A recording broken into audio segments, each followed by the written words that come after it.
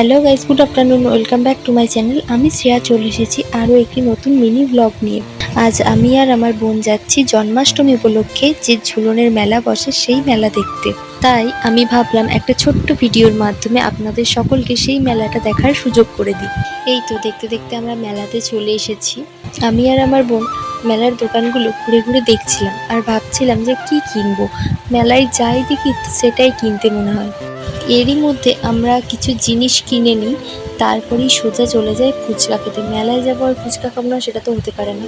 ফুচকা খাওয়ার পরই আমরা রোল খাই। আমার আর আমার বোনের রোল খুব পছন্দের একটা খাবার। তারপরেই আমরা আইসক্রিম খেতে চলে যাই।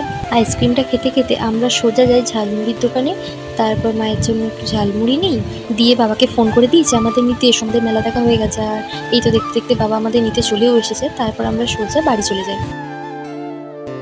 আজকের মিনি ব্লগটা এখানেই শেষ করলাম। দেখা হচ্ছে অন্য কোনো একটি ভিডিওতে।